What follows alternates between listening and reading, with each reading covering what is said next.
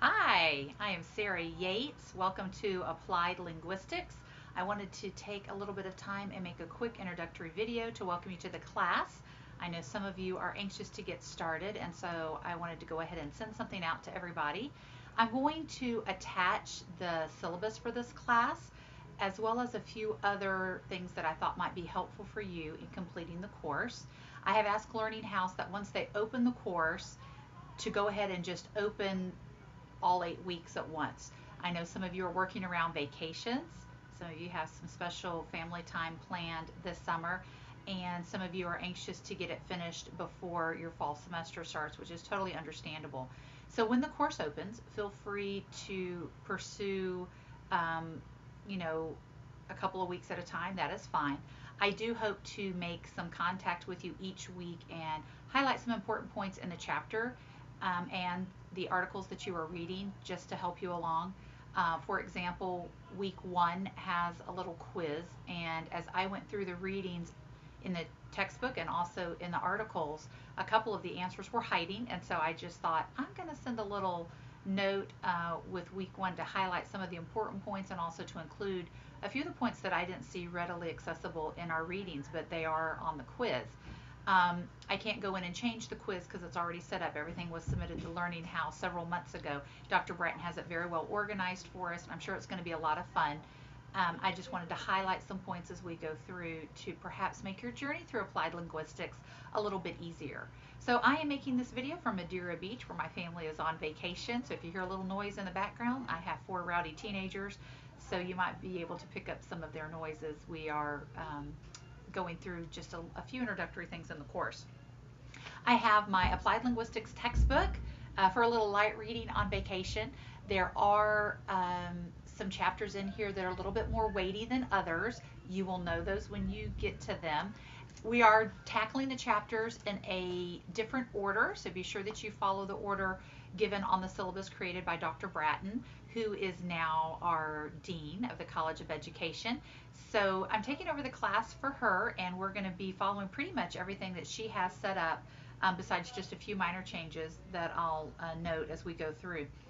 In the chapters, as I was reading and going through the course in preparation to teach it, I noticed there's a lot of evolution in the textbook. And so I wanted to apologize for that in advance. It's quite bothersome.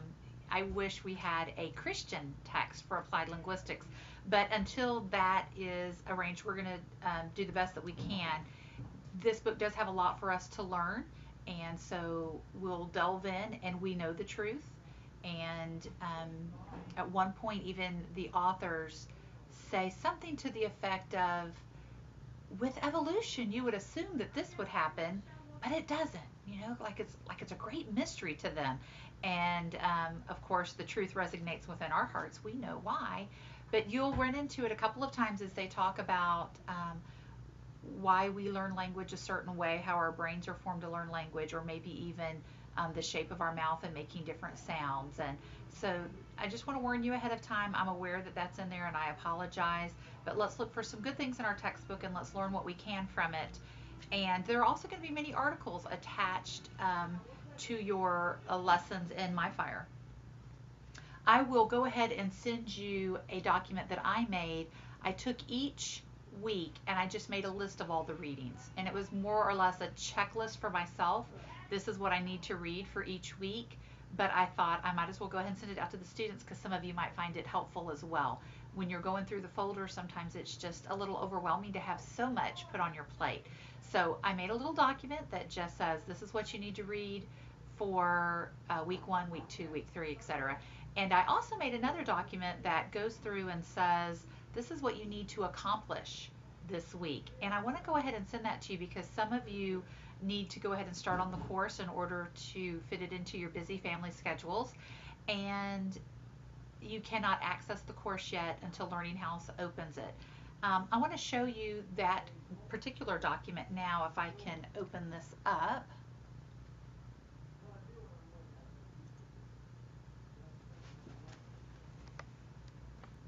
This document that I will send you is simply a Word document, and it goes ahead and introduces you to your discussion forum questions for the first week, so that those of you who want to go ahead and be thinking about those as you are reading the first chapter, which I believe is chapter 12, you'll have your discussion forum questions and you can go ahead and start answering those even though the class is not open.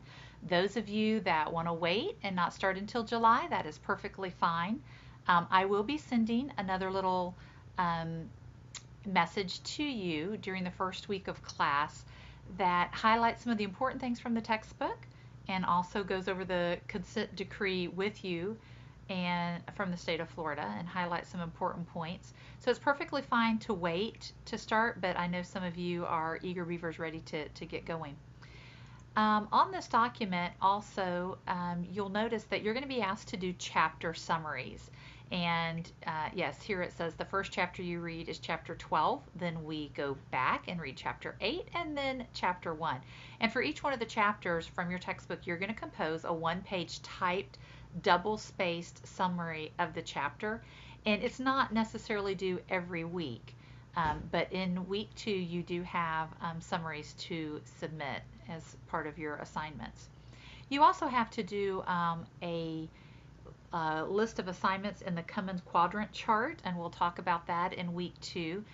Just getting some assignments together of varying levels of difficulty, and we'll talk about BICS and CALP, and those will not be very difficult for you to do. In week 3, you're going to be asked to pick a side of a debate, if you will, and you're going to state your position and use some scholarly references to defend it. You'll just post this on discussion forum. Please use APA formatting and we'll have your classmates respond to you. One of the assignments that some of you might want to go ahead and get started on occurs in week 3, and it is a review of 2 journal articles, and you can find the articles in the Stillman Library. They have to be related to the field of teaching English language learners, and I'll go ahead and send the rubrics out for that in case some of you want to get started on that. Be sure that you are using APA to cite your references and that you do include a reference page at the end of that assignment.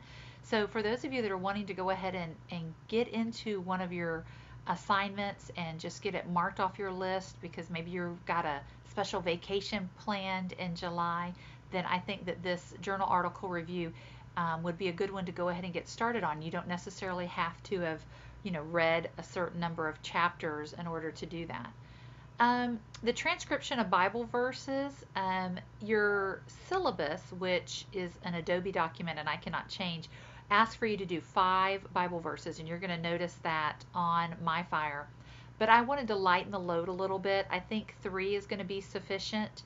And you're going to type out 3 Bible verses and then go back, leave yourself plenty of space in between there and just handwrite in IPA transcriptions. And we'll talk about that. That's going to be in your textbook, and I also have a handout to help with that. Again, more chapter summaries that will be due and a little chart about nonsense language. Some of you might choose to work together on this assignment, and that's perfectly fine. Coming up with 20 examples of nonsense language and how that would be perceived by an English language learner. You are going to have a lesson plan in week 6, and you're going to use lots of different resources in the EATS format and include how you would make accommodations for an ELL student. More chapter summaries. There is a church observation, and it says somewhere on MyFire, and maybe even in the syllabus, about doing an observation at a church when the service is not conducted in English. And some of you I know are heavily involved in your churches. You might be actually married to the pastor, or you might play the piano, or they might rely on you to sing in the choir or teach a class. And so I hesitate to ask you to go to another church for this experience. So I think we can just kind of change the directions, and I already have changed them here. It says go to a church service that is not conducted in English or a language with which you're familiar.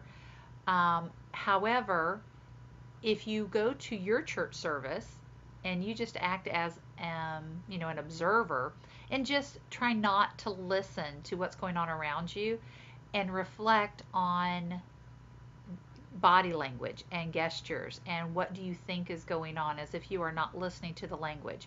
I want you to be a visual observer of what's going on. And so I think that that will suffice for this assignment for those of you who do not have the opportunity to visit a church done in another language. So just wanted to tell you ahead of time about that assignment. It's fine to do it at your own church and just act as an observer paying attention to body language. You have a big case study, and this is going to require 10 hours, and school's not in session right now. And so we needed to talk about some other ways to do this. You might be working at a summer camp or volunteering at a vacation Bible school where you would have an opportunity to observe an ELL, and it might even be a friend of the family that you would have the opportunity to observe for 10 hours. And so this assignment is really set up for something that you would do in the school year. However, we can make it happen in the summer. And so if you have a little guy in your vacation Bible school or a friend of the family, go ahead and start thinking about how you can get 10 hours in for this case study and doing your analyzing here. You're going to analyze strategies that were utilized, and it might not be in the classroom setting, so you can just be a little creative with that. The final exam will be our final grade, and we will tackle that in week 8. Not a big deal. You will be set and ready by the time that rolls around. So just look for a couple of attachments on this message that I'm sending to you, and hopefully that'll get those of you rolling that are interested in going ahead and getting started. And for the rest of you, then just enjoy the rest of your summer vacation as we wait for July to roll around and officially start. I will have my contact information in that email as well. I'm looking forward to a great class with you. Thanks. Bye.